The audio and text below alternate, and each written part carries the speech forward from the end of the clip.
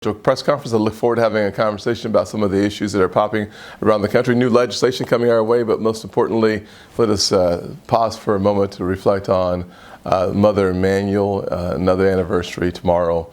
9 precious souls lost because a racist walked into Mother Emanuel Church and murdered 9 beautiful people, one being Clemente Pinckney, a very good friend of mine. I still have the text on my phone. I want to save that forever, asking for, is he okay? And the response never came.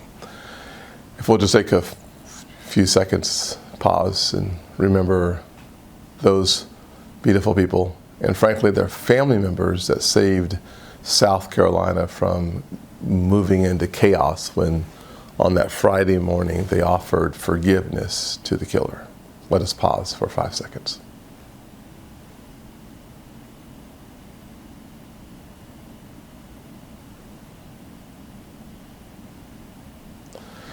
Thank you. Our state truly blessed by the family members. I'll never forget Daniel Simmons Jr. I was about to walk on the floor and I called just to ask him if there was anything he wanted me to communicate to the country. And he said, yes. I said, what is that? He blew my mind.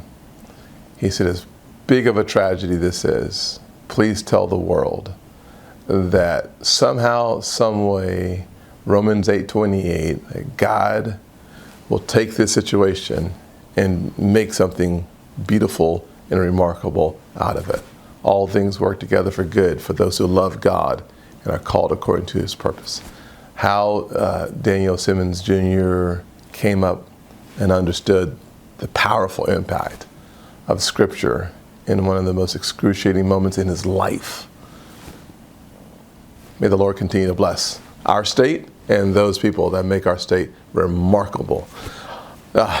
Moving on to the next topic, I have introduced new legislation on foreign trade zones. The objective of that is to create tax parity, allowing for our American companies to compete across the world with tax parity. We have one of the most productive foreign trade zones in all of the country, South Carolina, number 4 out of all the states in the nation as it relates to the productivity of foreign trade zones. It's time for us to create parity for all the folks around the country. That's great news. I will say that as you think about it, the one in the low country, 28,000 people work in the foreign trade zones. So the really important legislation coming forward. I'm excited about it. I'm looking forward to its positive impact.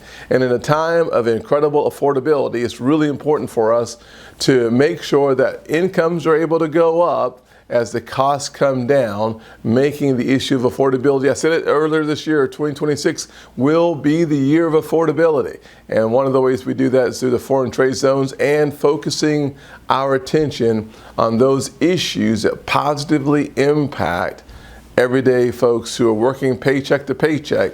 And I got to tell you that I'm excited about that legislation. I'm also excited about the possibility of passing housing reform in the next few weeks. This is a classic example of bringing down the first-time home buyer's age, which is today 40 years old, too old from my perspective.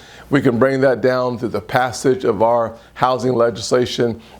Once every 3 or 4 decades, we see new housing legislation that has impact. This is our opportunity to do something very positive for first-time home buyers. And frankly, as a former chairman of County Council, Charleston County Council, the one thing I can tell you is that home ownership and the impediments to it are mostly local issues. And so when you focus your attention on the legislation, the one thing you'll find that it is common sense legislation, making it easier for people to achieve home ownership by focusing the solutions where the problems are on the local level, not the federal level. But there are some challenges that we can overcome by providing more resources, more innovation in the space of home ownership, and we tackle those challenges and create those opportunities through our 21st century road to housing legislation. So there are a lot of positive things going on that we don't hear a lot about, so I wanted to share just a couple. I look forward to having an opportunity to talk about some of the issues that you all think are important. So Brad, if we want to talk to some of the reporters, I look forward to hearing the name and what region they're from and answering their questions.